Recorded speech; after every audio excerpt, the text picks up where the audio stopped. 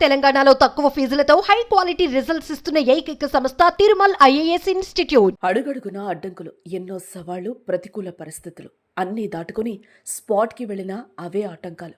SLBC టన్నెల్లో చిక్కుకున్న 8 మంది మృతదేహాలు ఇంకా బయటకు రాలేదు. రెస్క్యూ బృందాలు విశ్వ ప్రయత్నం చేస్తూనే లోపలి పరిస్థితులు మాత్రం దారుణంగా ఉన్నాయి. అతి కష్టంతో అత్యాధునిక పరికరాలతో శుక్రవారం కార్మికులు చిక్కుకున్న ప్రాంతాలను గుర్తించారు. దీంతో శనివారం వారి బాడీలను బయటకు తీస్తారని అంతా అనుకున్నా సాధ్యం కాలేదు. 3 మృతదేహాలు దొరికాయని వార్తలొచ్చాయే తప్ప మృతదేహాలు మాత్రం బయటకు రాలేదు. టీబీఎం మిషన్ ముందు 4 మృతదేహాలు బురదలో 3 ఫీట్ల లోతులో ఉన్నాయి. మిగిలిన 4 మృతదేహాలు యంత్రం కింద ఉన్నట్లు తేలింది. మిషన్ ముందున్న 4 మృతదేహాలను యంత్రాలతో కాకుండా మనుషులతో వెలికితీసే ప్రయత్నాలు చేస్తున్నారు.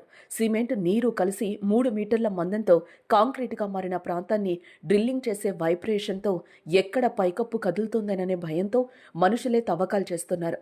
ప్రస్తుతం చివరి దశకు ఈ తవ్వకాలు చేరుకున్నాయి. అయితే ఏ క్షణమైన 4 మృతదేహాలను వెలికి తీసే అవకాశం కనిపిస్తోంది.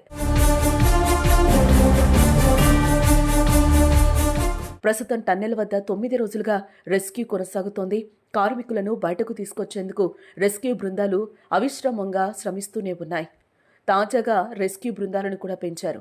18 సంస్థలకు చెందిన 54 మంది అధికారులు, 703 మంది నిపుణులైన సిబ్బంది సహాయక చర్యల్లో పాల్గొంటున్నారు.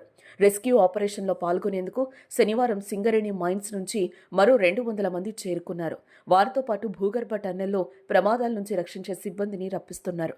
ప్రస్తుతం సొరంగంలో జీపీఆర్తో గుర్తించిన సర్ఫేస్ డిస్టర్బెన్స్ ఫోటోలను విశ్లేషిస్తున్నారు. టన్నెల్ లోపల 5 మీటర్ల వరకు పేరుకుపోయిన మట్టి, రాళ్లు, ఊట నీళ్లతో బురదగా మారి అడుగు తీసి అడుగు వేయడానికి కూడా వీలు కావడం లేదని చెప్తున్నారు. 13 కిలోమీటర్ల వరకు పేరుకుపోయిన శిథిలాలు, మట్టి, రాళ్లను లోకో బకెట్స్లో వేసి తరలించారు. ధ్వంసమైన ఆక్సిజన్ ప్లాంట్ను కట్ చేసిన రెస్క్యూ బృందం వాటిని బయటకు తరలించాయి. కూలిన ఎయిర్ సప్లై పైప్ లైన్ను సరిచేశారు. 13.50 కిలోమీటర్ల అవతల గుర్తించిన టీబీఎం వెనక భాగాన్ని దక్షిణ మధ్య రైల్వే బృందాలు ప్లాస్మా కట్టర్లతో కట్ చేస్తున్నారు. కట్ చేసిన విడి భాగాలను బయటకు తరలిస్తున్నారు.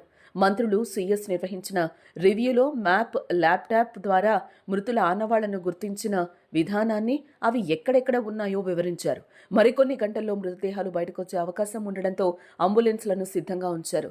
ఫోరెన్సిక్ వైద్య బృందాలు కూడా అందుబాటులో ఉన్నాయి. మృతదేహాలు బయటకు రాగానే వాటికి పోస్టుమార్టం నిర్వహించి సొంతూళ్లకు తరలించనున్నారు.